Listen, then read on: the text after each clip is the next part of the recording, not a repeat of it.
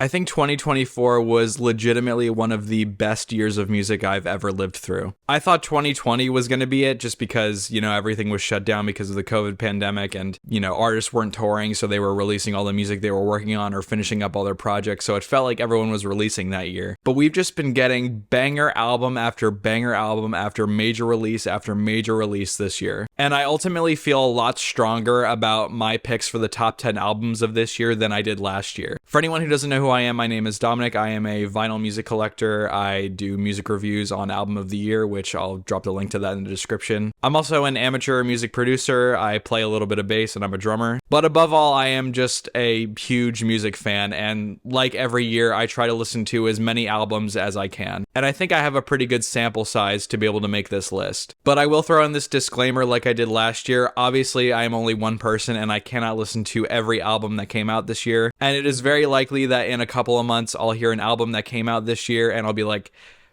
damn, I wish I could have put that on the list. In fact, that very thing happened last year after I made my top albums of 2023 video. If I were to remake that video now, these albums would be on the list. Nevertheless, I am very excited to share my top albums of 2024 with you all today. And just because the competition was so tight this year, I just decided to throw in a few honorable mentions. So here are a few albums that just missed the list.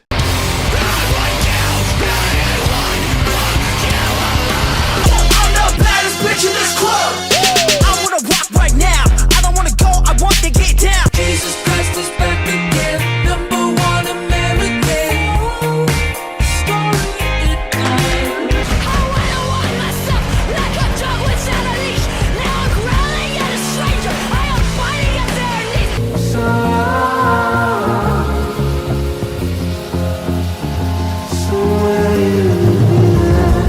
And there are so many more great albums that came out this year that won't be on the list, but I had to narrow it down to my top 10. So without further ado, let's jump into the list. At number 10, we have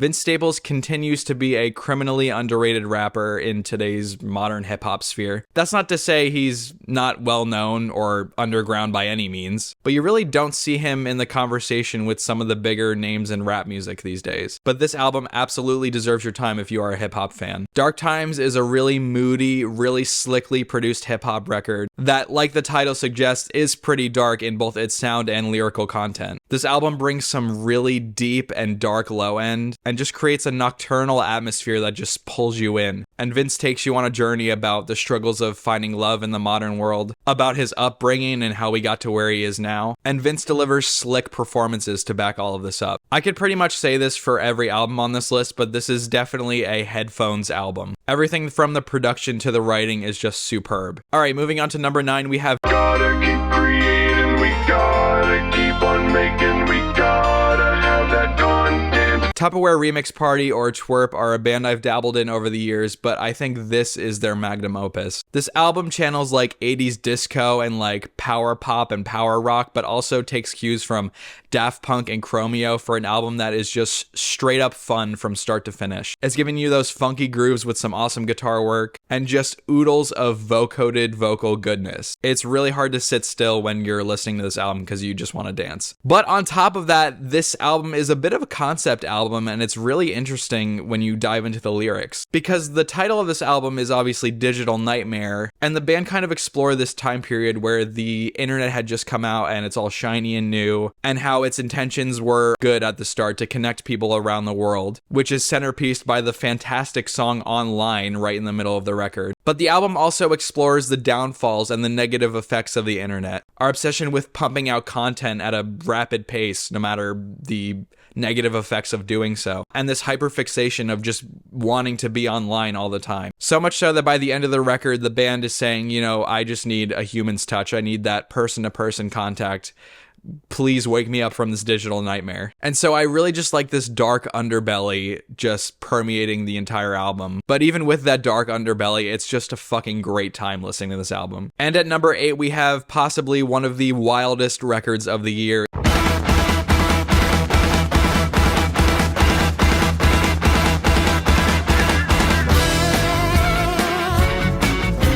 Jordy Griep is from the band Black Midi, and this is his first solo project. And it is just an insane, like, bad shit, jazzy math rock oddity. And the scope of this album is just insane. The songs on this album often extend pretty long, and each of them tell their own, like, depraved and disgusting, like, character portraits. This album is about a desperation for love, a desperation to hang on to youth, and it's told through some of just the most creative instrumentals. You'll have like a spotlit piano ballad as the closer of the album, but you also have like big band inspired moments. And then on the flip side of the coin, you'll have almost industrial, really intense flavors of rock. And Jordy Griep brings over his progressive rock roots from Black Midi onto this record. And so naturally you're getting odd time signatures, crazy switch ups, and just insane guitar work. This album isn't going to be for everyone, but it is just absolutely wild. And in the number 7 spot, we have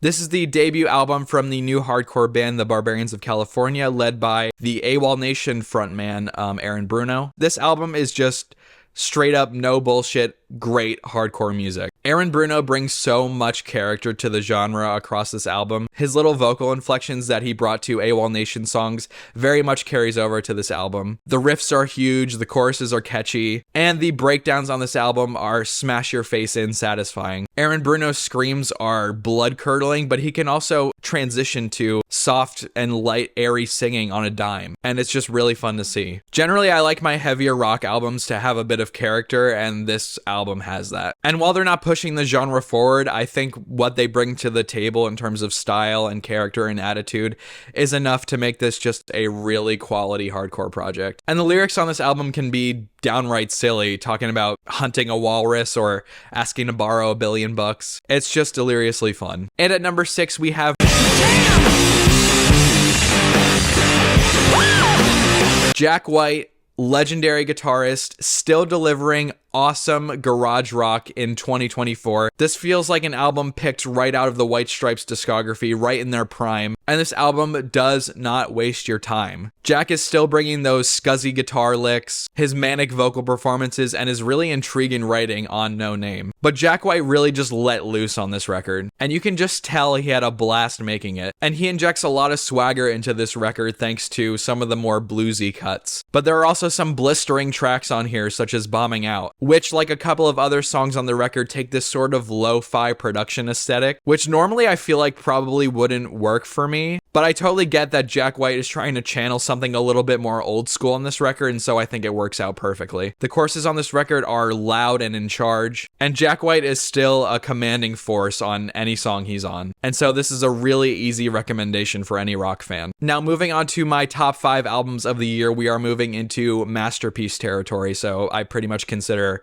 everything going forward a bona fide masterpiece. And at number 5, we have See up all of these drugs, coconut butter, Pierre Carter.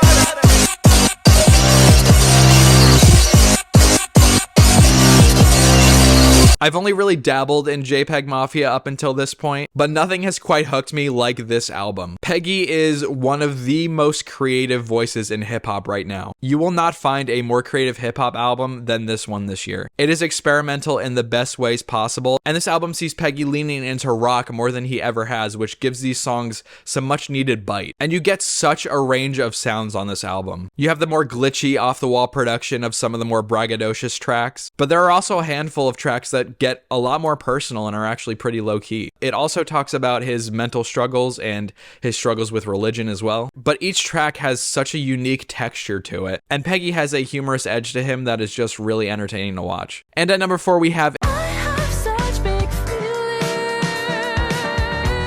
can't shut 'em down without a sign. Willow delivers her most mature album to date with Empathogen. The album explores Willow's journey in mental health and bettering herself, and realizing that it's okay to have the big feelings that she's having. And the lyrics just hit really close to home. It's a record about admitting where your shortcomings are, but also embracing your faults and moving forward. And it's really powerfully delivered because Willow just absolutely puts it all out there on this album vocally. She's doing insane runs, and her range, like always, is just incredibly impressive. She is legitimately one of the most underrated vocalists alive right now. And where she zigged into pop punk and punk rock on her last album, she is now zagging into alternative jazz territory. The sound of this album is very organic. You're getting real instrumentation, a really dry production style that I think just makes everything really pop. I like the ranging song lengths on this album where even the interludes feel essential to the experience, and it doesn't overstay its welcome. It's a very short, airtight album, and I think Willow just really outdid herself on this one. And at number 3, we have I'm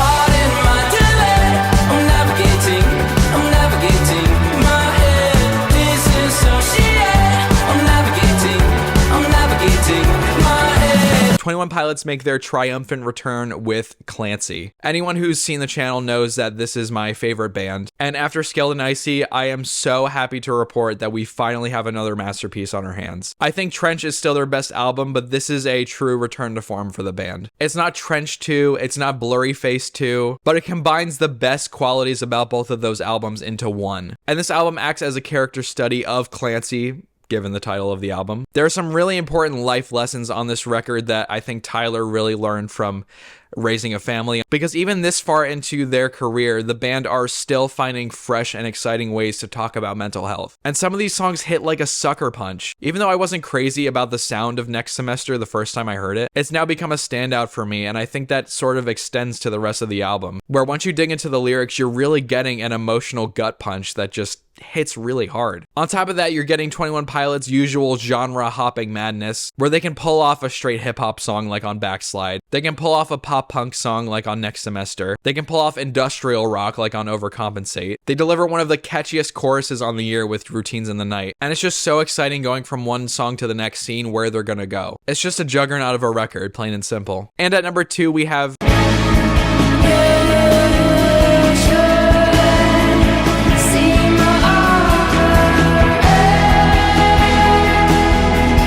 This is the debut album from the indie rock band English Teacher. This one absolutely came out of nowhere for me. This is a mostly quaint and beautiful indie rock record that explores the themes of stardom, a hierarchical society, and the way America reaches its culture into other countries, this being a UK band. And it feels like this album touches on every individual flavor of indie rock you could possibly think of. It's got really minimalist tracks like Mastermind Specialism. It's got more theatrical cuts like The Closer Albert Road. And it's got some punky, more punchier cuts like the song R&B. And the lead singer Lily Fontaine really brings a unique sense of voice to the album. She's got a really delicate and down-to-earth presence across this record. She's even doing spoken word bits across the album. And the album reads like poetry. There are so many layers to unwrap with this album, and I'm still uncovering new lyrical themes as I listen to the album more and more. The best thing I can compare this album to is like reading a classic book like The Great Gatsby. It just kind of feels instantly timeless. And that's very much something I could say about the number 1 album of this year, in my opinion,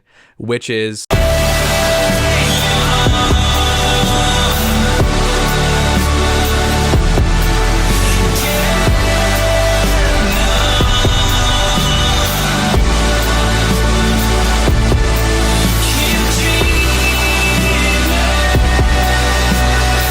I'll be real, I was totally ready to give This Could Be Texas the top spot this year, but Father John Misty just came out of nowhere, just inched in at the last second. This album just came out, and I feel comfortable saying it is the best album of this year. This album is cinematic, gorgeous, lush chamber pop that just reaches into your soul and just touches you in a way that I cannot describe.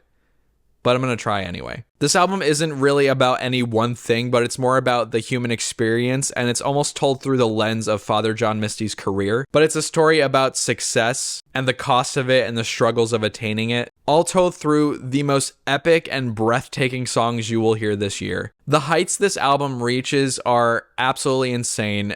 It just takes my breath away every time. It's beautifully orchestrated with huge string sections. Father John Misty has perfected the art of the crescendo, and that each of these songs evolve in such satisfying ways towards the end. It's beautifully produced. You hear every instrument really well. And Father John Misty's voice just feels like a warm hug. It made me instantly emotional. This album will absolutely sweep you off your feet.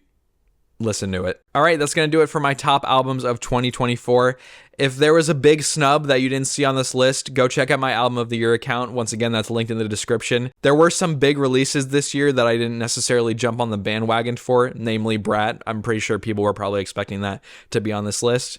I didn't actually end up liking that album as much as everyone else. But give me a follow down there, and if you want to tip me for this video or any of the other content you see on this channel, because I do not make any money from these videos, I will put my Ko-fi link in the description where you can buy me a coffee if you are feeling so generous. Keep supporting music, keep buying records and merch from artists you love, because streaming numbers do not generate a lot of revenue. And with that being said, I will see you guys in the next video. Peace out.